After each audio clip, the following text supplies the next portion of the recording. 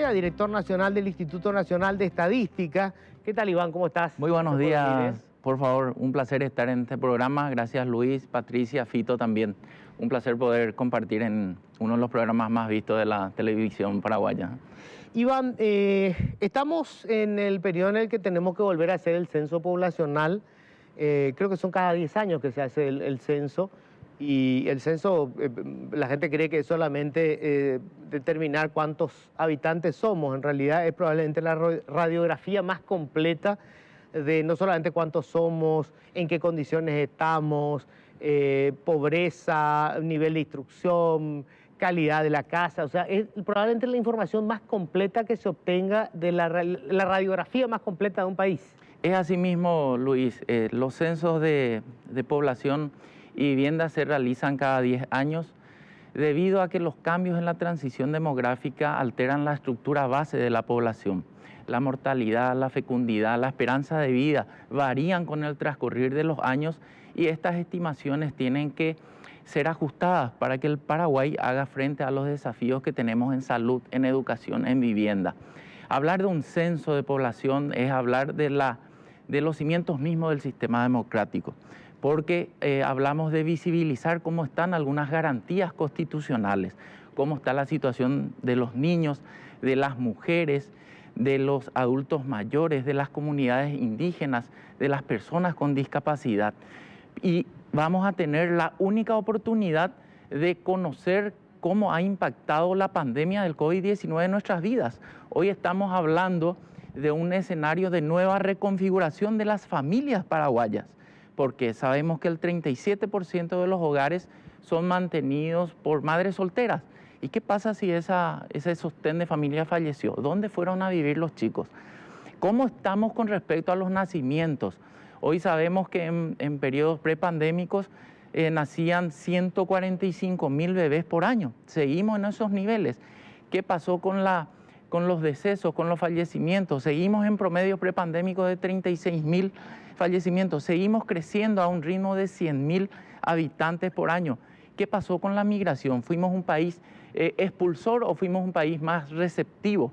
Todo esto y mucho más que constituye la base y la herramienta por excelencia para la planificación de un país, que va a impactar en la calidad de vida de esta generación y de las próximas también. Ahora, el censo se tendría que hacer el año que viene. El año que viene. La tradición de censos en el Paraguay data de 1950. Hay antecedentes del 1800, pero los metodológicamente comparables son desde 1950. Y nunca se ha interrumpido la serie histórica que todos los países están haciendo también. Deberíamos estar haciendo el levantamiento censal en el mes de agosto del año que viene. Pero para llegar a eso hay una serie de preparaciones y preparativos que tenemos que hacer, ¿verdad? Esencialmente, hacer un censo implica 2 visitas a cada hogar. La primera con la actualización cartográfica, que es tener el inventario de la infraestructura del país con un conteo rápido de población, tener el uso que le damos a ese edificio, un mapeo total del Paraguay. Con eso vamos a tener el insumo necesario para la segmentación y la asignación de los territorios censales a cada uno de los 210.000 censistas que tenemos que movilizar el próximo año. ¿Y es el Banco Interamericano de Desarrollo es el que debe dar el préstamo? ¿Ya está aprobado eso? Ya ¿verdad? Está aprobado. ¿Y cuál es el problema principal? ¿El Senado? El Senado, o sea, el Congreso tiene que aprobar la preaprobación que existe entre el Estado paraguayo y el Banco Interamericano de Desarrollo. ¿De cuánto iban eso? 43 millones de dólares. Es un proyecto a 5 años que debería empezar a ejecutarse ya en este año. Ya estamos atrasados, de hecho, ¿verdad? Teníamos que estar con actividades ya en el mes de octubre, pero el Senado o el Congreso todavía no aprueba, ¿verdad? Sin embargo, tuvimos nosotros ya la aprobación de la Comisión de Hacienda del Senado y la de Cuentas y Control, y se apoyan y respaldan el proyecto, pero a la hora de tratar en el Pleno o nos quedamos sin quórum o se dilata, ¿verdad? Esto un poco es por la mala experiencia del censo anterior. Y yo no sé si es mala experiencia, ¿cuáles son? Vamos a hablar del censo, ¿qué es lo que pasó en el 2012, verdad? Se le reclama a ese censo que no tuvo la cobertura ideal. Tuvo una cobertura del 76%, cuando lo ideal es que exista una cobertura de más del 90%. Sin embargo, tenemos información de todos los distritos. El problema es la limitación en la desagregación. No fue declarado un censo fallido como fue el de Chile en el año 2015, por ejemplo. Y toda la información fue sometida también a la comunidad científica nacional e internacional y los datos fueron validados. Es cierto, tenemos limitaciones y más por eso hoy no podemos fallar. Tenemos que tener un censo que tenga el éxito que nos merecemos todos los paraguayos y más en este contexto tan complejo de entender qué nos deja la pandemia. Pero incluso me imagino que ni los organismos multilaterales pueden quedarse sin un censo. O sea, si van a ayudar a Paraguay en algún proyecto con un préstamo reembolsable, no reembolsable, tienen que tener datos estadísticos científicos. El país necesita un censo para poder desarrollar sus políticas públicas. Totalmente. Hoy hablamos de que necesitamos infraestructura, necesitamos puentes, necesitamos rutas, necesitamos más hospitales, etc. Esa es la infraestructura necesaria para el país, pero también tenemos que hablar de una infraestructura estadística. Si queremos ser más eficientes en el gasto público, vamos a hablar de los costos. Hoy se está debatiendo en el Congreso. 14.000 millones de dólares es el presupuesto general de la nación que está en tratamiento. El censo implica el 0,3% de ese presupuesto. Todas las políticas, planes y acciones del gobierno están enfocados en la persona, en la población. ¿Y cómo vamos a ser eficientes en el gasto público si no tenemos actualizados los datos de población?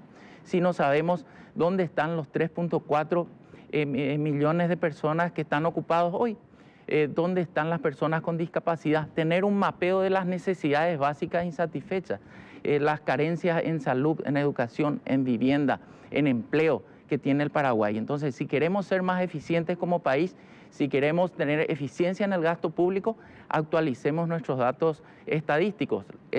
Digamos, la distribución de los royalties en el Paraguay se da a través del Ministerio de Hacienda a partir de los datos de población que surgen de los últimos 3 censos, más los datos de mortalidad, nacimiento y migración inclusive. Iván, ¿esperan sorpresas? Es decir, cosas que, qué sé yo, por ejemplo, movimientos migratorios internos entre departamentos, no sé, migración, digamos, de la zona del Alto Paraná, que era la que más crecía en un primer momento, a otras regiones del país que hayan despegado ahora. ¿Se esperan sorpresas? Realmente pretendemos llegar a 1.900.000 hogares y a una población estimada de 7.500.000.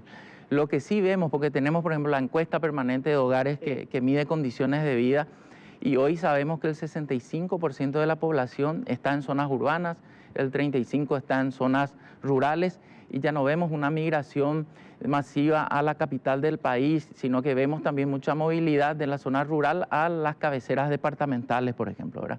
Entonces, vimos también que en la pandemia mucha gente que vivía en la capital inclusive tuvo una migración al interior del país, ¿verdad? Ocurrió mucho eso. Porque no conseguían trabajo o porque no tenían ingresos, no podían pagar su alquiler, entonces volvieron a sus lugares de origen, ¿verdad?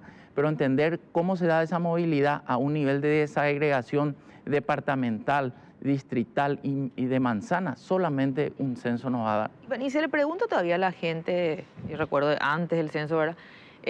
¿Cuántas heladeras tienes? ¿Cuántos microondas tienes? Si tiene microondas, si tiene heladera, ¿cuántas camas? Todos esos detalles se le sigue preguntando. Eso tiene que ver con condiciones de vida. Justamente cómo construimos el cuestionario del censo. Lo construimos con los generadores de políticas públicas y hablando en el tema energético, la ANDES justamente nos pidió, antes se preguntaba si tiene aire acondicionado. Hoy vamos a preguntar cuántos aires acondicionados tiene. Entonces vamos a tener también la demanda energética necesaria. Porque la ANDE, por ejemplo, su queja es esa, ¿verdad? Que ellos no tienen problema que la gente tenga 2 o 3, sino que se avise cuando en una casa de 1 pasan a 2 o a 3, ¿verdad? Porque vamos a tener esa información, vamos a saber cómo nos llevamos con el medio ambiente, vamos a saber cuál es la fuente de agua de cada vivienda, vamos a saber quiénes tienen un sistema mejorado de alcantarillado o de saneamiento sanitario, ¿verdad? Pero son preguntas diferentes, Iván, ¿verdad? Para, por ejemplo, un sector residencial donde vos llegas a una casa que ves que es claramente residencial, es una casa grande, lujosa, ya no preguntan seguramente cuántos microondas tienen, o siguen preguntando igual en esas casas. Es un mismo cuestionario de 73 preguntas de 10 capítulos para toda la población. Y en paralelo se hace el censo indígena. Estamos hablando de hacer el 8º Censo Nacional de Población y Viviendas y el 4º Censo Indígena, que tiene todo un protocolo y estamos también respetando las convenciones internacionales que tienen que ver, por ejemplo, con la consulta previa, libre e informada. Son ellos los que van a hacer su censo. Nosotros somos los coordinadores, pero los verdaderos protagonistas van a ser ellos, ¿verdad? El censo es la única oportunidad también que tiene el ciudadano directamente para formular políticas públicas. Yo contando cómo estoy viviendo, cómo está la infraestructura de mi barrio, le estoy lanzando un mensaje claro al gobierno nacional también. Es la única oportunidad que vamos a tener de darle voz a aquellos que no tienen voz y de hacer visibles también a los que hoy son invisibles a las políticas públicas.